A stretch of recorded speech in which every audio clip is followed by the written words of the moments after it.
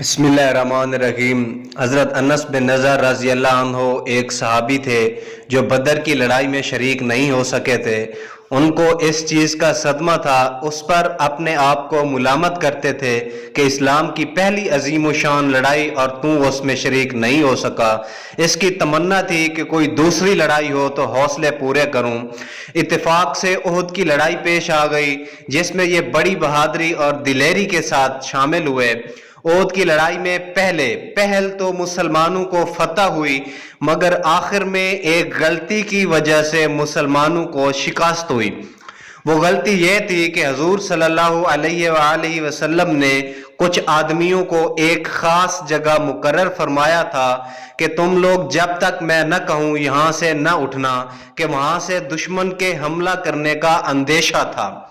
جب مسلمانوں کو شروع میں فتح ہوئی تو کافروں کو بھاگتا ہوا دیکھ کر یہ لوگ بھی اپنی جگہ سے یہ سمجھ کر ہٹ گئے کہ اب جنگ ختم ہو چکی ہے، اس لیے بھاگتے ہوئے کافروں کا پیچھا کیا جائے اور غنیمت کا مال حاصل کیا جائے۔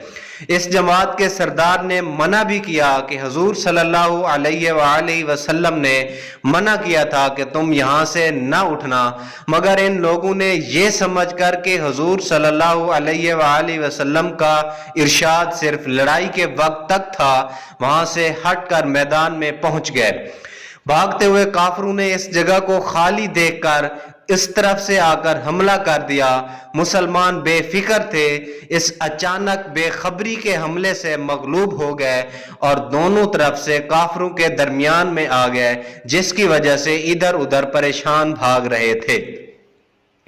حضرت انس نے دیکھا کہ سامنے سے ایک دوسرے صحابی سعد بن معاذ رضی اللہ عنہ آ رہے ہیں۔ ان سے کہا کہ اے سعد کہاں جا رہے ہو؟ خدا کی قسم جنت کی خوشبو احد کے پہاڑ سے آ رہی ہے۔ یہ کہہ کر تلوار تو ہاتھ میں تھی ہی کفار کے ہجوم میں گھس گئے اور جب تک شہید نہیں ہو گئے واپس نہیں لوٹے۔ شہادت کے بعد ان کے بدن کو دیکھا تو چھلنی ہو گیا تھا، 80 سے زیادہ زخم تیر اور تلوار کے جسم پر تھے۔ ان کی بہن نے انگلی کے پوروں سے ان کو پہچانا۔ اللہ اکبر!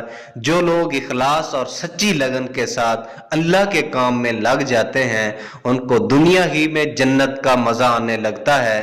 یہ حضرت انس رضی اللہ عنہ زندگی ہی میں جنت کی خوشبو سونگ رہے تھے۔